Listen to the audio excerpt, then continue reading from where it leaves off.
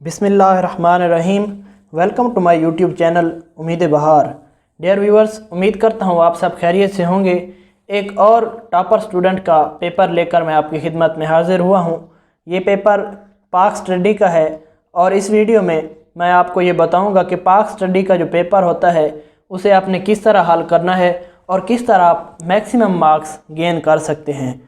तो पाक study paper हल करने का तरीका ये है कि सबसे पहले आपने ऊपर ये हेडिंग देनी होती है हिस्सा इंशाइया की। हिस्सा इंशाइया हेडिंग देने के बाद आपने सवाल नंबर लिखना होता है। अगर आप इस तरह का हिस्सा इंशाइया लिखना सीखना चाहते हैं तो इस हवाले से चैनल पर मेरी वीडियो अपलोड हो चुकी है, आप उसे देख सकते हैं। तो उसके बाद सवाल नंबर लिखना है। यहाँ पर 605 ब्लू मार्कर को यूज़ किया गया है हिस्सा इंशाइया लिखने के लिए और ये अरबी राइटिंग में लिखा गया है। आप देख सकते हैं कि ये इंतहाई मुनफरिद लिखा हुआ नज़र आ रहा है। तो ये लिखने के बाद आपने सवाल नंबर लिखना है और सवाल नंबर लिखने के लिए आपने ब्लैक मार्कर को यूज़ करना है।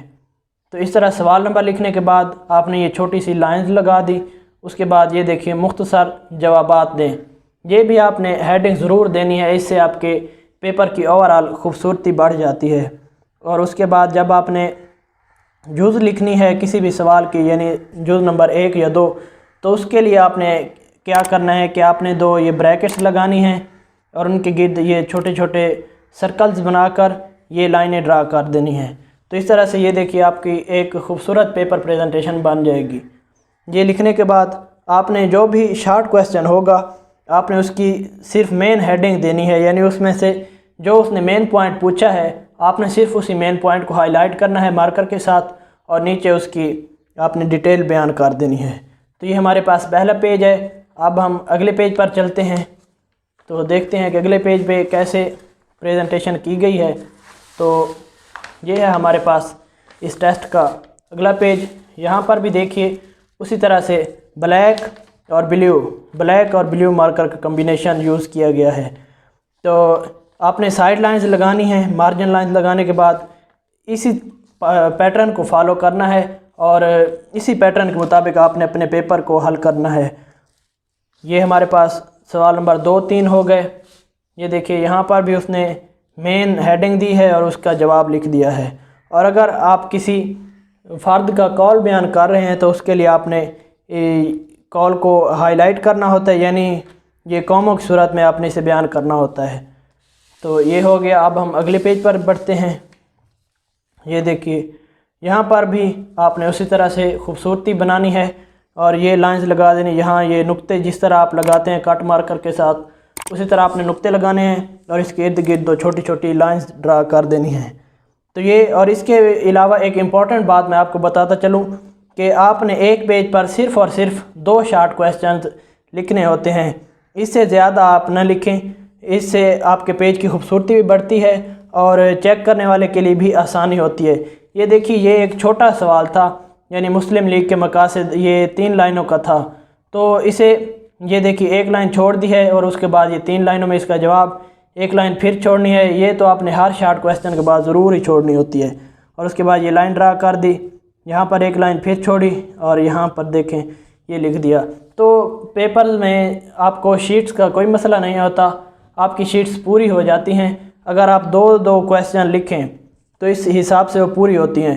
तो आपने इस बात का ख़ास ख्याल रखना है कि आपने एक पेज पर सिर्फ़ और सिर्फ 2 क्वेश्चन शॉर्ट क्वेश्चन लिखने। ये देखिए यहाँ पर भी 2 हैं और यहाँ पर भी 2 शॉर्ट क्वेश्चन हैं। ये हमारे पास शॉर्ट क्वेश्चन हो गए।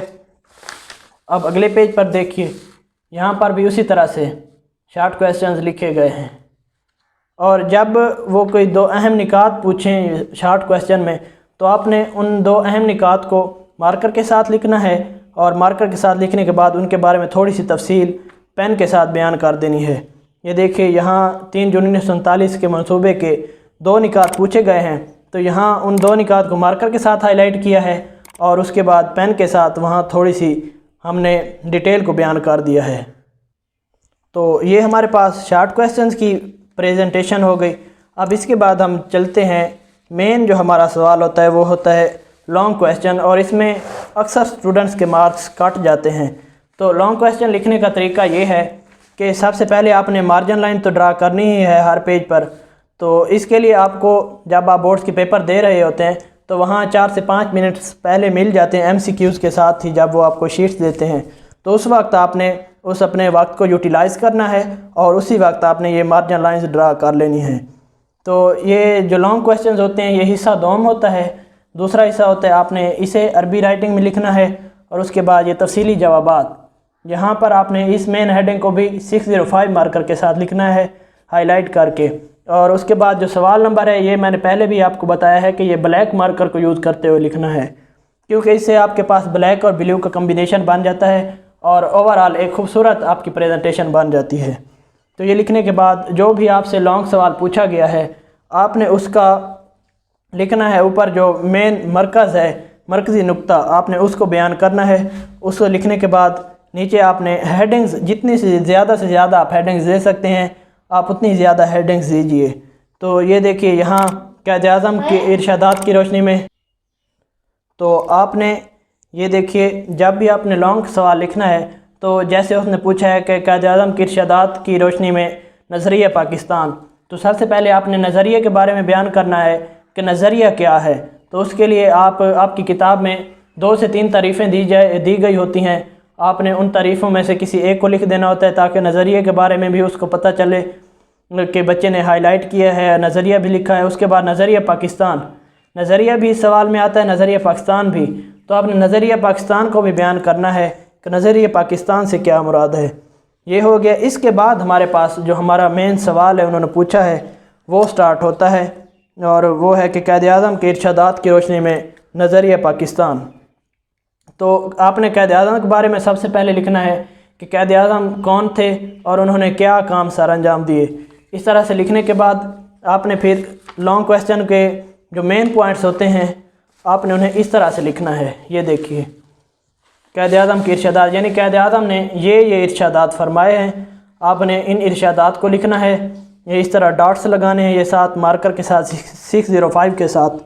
और उसके बाद जो अहम निकात होंगे यानी हेडिंग्स होंगी आपके लॉन्ग सवाल की, आपने उन हेडिंग्स को भी लिख देना है। तो ये लिखने के बाद फिर आपने इन्हीं हेडिंग्स को बयान करते जाना है। ये देखिए जैसे पाकिस्तान का वजूद ऊपर भी लिखा हुआ है और अब यहाँ मार्कर के साथ इसे हाईलाइट किया गया है पाकिस्तान का वजूद, और साथ एक स्टार बना दिया गया है ताकि पता चल सके कि ये हेडिंग है। इस हवाले से एक और बात मैं आपको बताता चलूँ कि आप नंबर्स देने के बजाय, नंबरिंग के बजाय आप स्टार्स बना दें, क्योंकि इससे आपके चेक करने वाले को ये पता नहीं चलेगा कि वो कितने नंबर्स लिख चुका है या कितने नंबर्स उसने नहीं लिखे। इसके बजाय आप ये स्टार्स बना दें, इससे उसे नंबरिंग करने की ज़रूरत नहीं होगी। और अगर आपसे कोई 1-2 पॉइंट मिस हो भी जाता है तो इससे कोई ख़ास फ़र्क नहीं पड़ता। तो ये देखिए इस तरह से आपने इरशाद को लिखना है, उसके इर्द गिर्द ये लाइंस ड्रा करनी है। ये देखिए अगले इरशादात क़ायद-ए-आज़म के, यहाँ पर भी ये देखिए अरबी में ढाका लिखा गया है और जो भी उसकी कोटेशंस हैं उन्हें हाईलाइट किया गया है। ये देखिए ये हमारे पास अगला पेज है। आप देख सकते हैं कितनी खूबसूरती के साथ ये पेपर अटैम्प्ट किया गया है। और अगर आप इसी तरह से पेपर को अटैम्प्ट करते हैं तो तभी आप अच्छे मार्क्स, बल्कि फुल मार्क्स हासिल कर सकते हैं पेपर में। तो आपने अपने पेपर में खूबसूरती को मेंटेन रखना है और जितना हो सके आप अपने पेपर को खूबसूरत बनाएं। मैं हर वीडियो में आपसे ये कहता रहता हूँ, मेरा मकसद यही होता है कि आप अच्छे मार्क्स हासिल कर सकें और अच्छे किसी मकसद तक पहुँच सकें। तो ये देखिए यहाँ पर भी उसी तरह से लिखा गया है। अब अगर आपके पास कुछ वक्त बच जाए तो आप यहाँ पर आखिर पर हासिल बहस या हासिल कलाम वग़ैरह आप उसे भी लिख सकते हैं। इससे पेपर प्रेजेंटेशन खूबसूरत बनती ही है, लेकिन इसके साथ चेक करने वाले पर भी अच्छा इंप्रेशन पड़ता है। ये देखिए इस तरह से अगर आप अटैम्प्ट करते हैं तो पूरे 10 में से 10 नंबर्स आपको मिलेंगे। तो डियर व्यूअर्स, ये थी हमारी आज की पेपर प्रेजेंटेशन। उम्मीद करता हूँ आपको मेरी ये वीडियो पसंद आई होगी। वीडियो को लाइक कीजिए और मेरे चैनल को सब्सक्राइब कीजिए ताकि आप डेली बेसिस पर इस तरह की मुफीद वीडियो देख सकते हैं। तो मिलते हैं अगली वीडियो में, उस वक्त तक के लिए इजाज़त दीजिए। अल्लाह हाफिज़।